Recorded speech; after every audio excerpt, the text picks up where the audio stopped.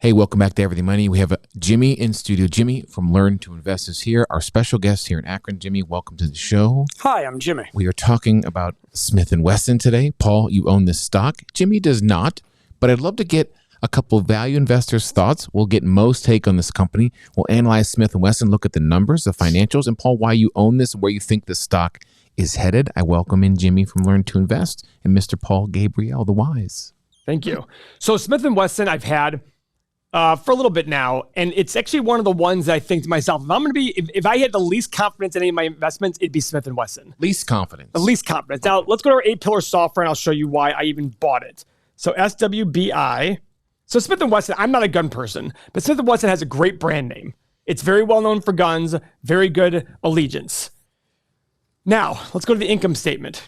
Now, you do have like AK-47 stickers on the back of your Porsche. I've seen. I do. I open American flags and Punisher stickers. You have all that on there? I do. Okay. So guys, look at the revenue growth the last 10 years. 400 million. It's gone up, down, down, up, boom. It's skyrocketed. So it's all over the place. Mm-hmm. And this is all COVID driven, I believe. But look at their free cash flow. And the estimates for their free cash flow was astronomical last year versus historical. So I'm not looking at this from a 1-year perspective. I'm looking at this from a long-term perspective. I do think there'll be revenue drops. They've acknowledged this in their earnings calls. They've said, listen, revenue is going to drop. Revenue is not going to grow like it used to. Let's actually go look at the revenue quarter to quarter. So we click on quarterly revenue in our software. The same quarter last year, we're down 30%. Big time. Big time drops. In the previous quarter, 230, 248. Not as bad, but it's dropping. Okay, let's go to net income. Look at net income. 89 million. Sorry, 62 million down to 30 million. Dropped in half. These are big drops, guys. And this is something you have to be able to withstand in this company. Now, do I think it's going to drop significantly? Yes. But am I hoping for the big thing, which is, will this business stay in business? Well, let's look at the balance sheet. In inventory, cash and cash equivalents, they have $270 million in cash and cash equivalents. Total liabilities, 180. So they have enough money on hand and inventory to liquidate and pay off all their debts and still have $70 million left over. So they're going to stick around for a while. People who like their guns love their guns. Okay? Smith & Wesson's got a great brand rep. They are expanding their line of products to not just guns, other sort of hunting equipment, gear, etc. Okay? There's all this stuff going on, and I feel that the company can turn that around and use their good arsenal of cash to protect themselves in that fashion. No pun intended. There. Yeah, look at them go. Oh, look at that. I didn't even think about that. Let's go to the 8 pillars. It is an 8-pillar portfolio company. Their 5-year free cash flow, they're only selling for 6 times their 5-year free cash flow, which, by the way, will probably drop. Okay, this free cash flow, 5-year average is 116 million. More likely, it's more like 50 to 60 million overall on average. And the company's market cap is 740. So it's selling for 12 to 15 times free cash flow after it's stabilized. I'm comfortable with that, with their balance sheet the way it is and the brand name that's Smith & Wesson. Jimmy, what's your take so far on Paul's reasoning? I mean, it is very logical from the numbers perspective. When I look at discounted cash flow, I mean, I'm getting green all across the board. The stock looks like it's super undervalued. Now, I haven't done a deep dive on this company to truly understand the business, but we've only got one analyst, so take that for what it's worth. And they are projecting exactly what you said, Paul, that free cash flow is going to drop. But even with that drop, the stock looks like it could be worth significantly more. Even if you use 12.5%, you know, there's still decent upside there. So, assuming that, my biggest hesitation would be, does free cash flow continue to trend lower? Looking at these numbers that Paul was just showing, well, I would say that this is normalizing after an unusually high year, and the stock appears to have, be priced good. This appears to be at a good price considering the situation, but I'd have to do the research to truly give any insightful information. Plus a 3x for PE, is that true? Yeah, because they made $290 million last year, but it's not really the one obscure year. Yeah, it's just one obscure year. So don't get caught up in that 3 PE. at all. It's a one-off year. Go look at the long. In fact, I would just delete all of last year. Wouldn't even look at it. I would just look at the previous 5 years and analyze from there. Mo, what are you hearing in the news-wise? Because you specialize in bringing the news and knowing everything in the world. Because with loosening gun laws, concealed carry is going away. I think in Ohio and other states. Yeah, so it's open carry, or you don't have to have a carry and concealed in Ohio anymore. So they are loosening, even though there's always talks of tightening. And then also, I mean, in the near term, I look at it as we're probably closer to a recession than we are away from a recession. And if you look back historically at this, going back to 2007, 2008, even COVID, what happened, you get big spikes in there. So during recessions even? Yeah. Mm-hmm. Oh, wow. Look at that. When there's fear out there, people stockpile guns. So, yeah, let's go to the Stock Analyzer tool. I can't go to Stock Analyzer. Here's why. I like Jimmy's discounted cash flow model a little better because mine's based on revenue and a set consistent revenue. This thing is going to drop before it goes back up again. Yep. So do you want to stable? Let's say the revenue they're able to do only negative 2% even and 2% growth. Profit margin, 8, 10, and 12%. Free cash flow margin, I'm going to do the same thing.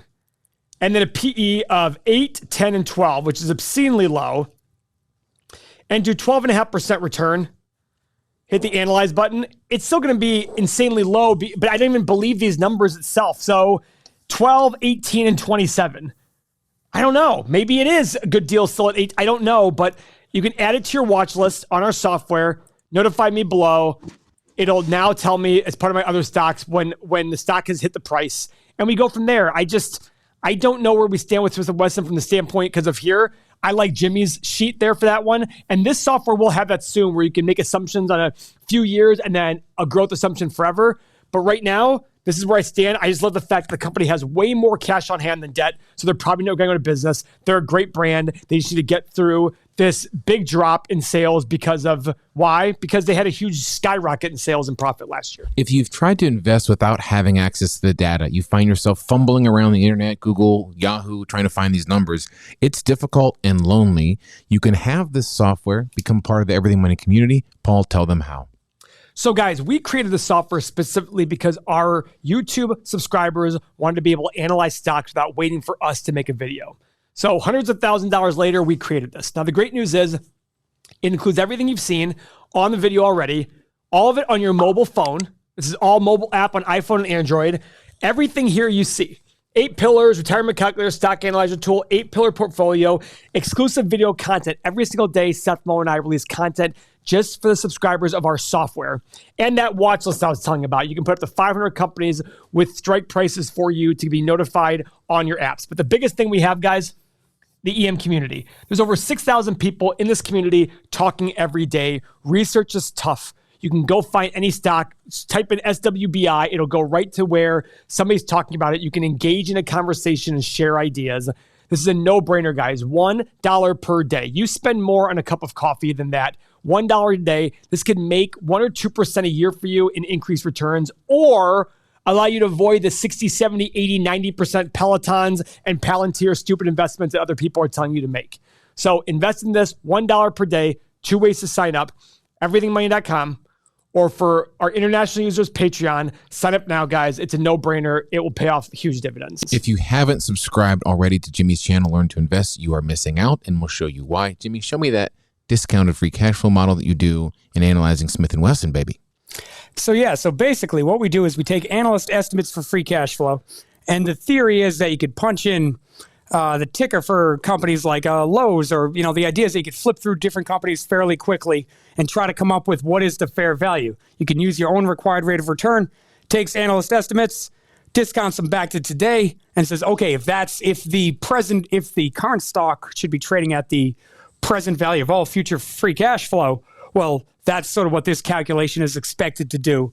And for me, it's the way our community uses it. It's a way to identify companies that we can look at real quick, say, okay, this company looks like it could be undervalued. Then we do a deep dive on it and see if it's actually worth investing in for the long run. Let's look at Smith & Wesson with your discounted free cash flow model. So Smith & Wesson, we've got valued right now at $42 per share. Now, that is the impressive part about that is it is assuming free cash flow drops and it's still worth $42 per share using a 7.5% required rate of return. Now, the more textbook required rate of return to use would be something like their own weighted average cost of capital. For Smith & Wesson, that comes in at 8.5%. So even with declining free cash flow going out the next few years, stock looks like it could be worth $37 per share. So assuming you've done the research, this could be a stock that over the long run, looks like it's super undervalued and could get, significantly higher than it is today. Paul, what do you think? I'm still a believer in it. It is scary to see revenue falling, but I keep going back. It's just like Alibaba. Revenue wasn't even falling there. I go right back to it. Do I believe this? I still believe this take on it. They have plenty of cash to be able to cover all their debts. They're probably not going out of business anytime soon. I'm sticking with it. If value investing is too slow for you and you want to trade Smith & Wesson at a quicker pace, you can join our Bid and Ask Nation, and Mo will guide you through that. Mo, what's going on with this gun company? Yeah, so this is actually a pretty interesting one, and I'm just zooming out here. How far are we going back? So what is that gap? What is that gap right there? Yeah, that gap is something, and then I'm going back to July of 2020. And if you just really draw two straight lines through here, there and probably there, you're really fluctuating between like $15 and $20 a share. It really just jumps up and down in that area with the exception of this big pop that happened. And I don't remember the reason, but... Me neither. Yeah. The drop came... Oh, you mean the big pop? That big pop. Somebody told me, I didn't know if it was true or not, like something about... Was it short? Was it a short squeeze? Maybe not. I honestly don't remember. I mean, How high did it go? It was $30, $40. $40. I think it was a short squeeze at one point. So... Good point about the gaps. So obviously there's one here, but there's also a little one here. So if this company can turn up into that sweet spot and kind of fill that gap, maybe this is going to give it some momentum to fill this bigger gap. It's definitely something to watch. I would probably just take it over to a swing trading chart if you're not comfortable waiting. This is going to be a long wait, but you can do the same thing over here. Those two same gaps are over here. These are all daily candles. Now you notice you have very light volume over the last month, and you have 4 major moving averages to get through. You see here, when it popped through the 25 and 50-day moving average, fell back down. Tried to pop through those again, fell back down. So this is a very volume-driven stock. It needs volume. It doesn't have it, and until you get volume coming in, you're not going to break those 50 and 200-day moving. 50 and 25-day moving averages. So if you want to learn how to do this, there's better stocks out there. Come and join me in the Bid and Ask, and you'll learn how to trade. That's our take on Smith & Wesson. Paul owns it. We'll keep you updated. Jimmy, thank you for your take on Smith & Wesson. Of course, subscribe below to Everything Money. And if you haven't subscribed to Learn to Invest, awesome show, guys. I love watching you guys, and your thought process is incredible. So we hope you like that as well. Do I pay you to do that? Well, yeah, that's the funny part. You are paying me to watch us. A front row seat, and it's really nice. I have to agree. So see you next video. Thanks for watching.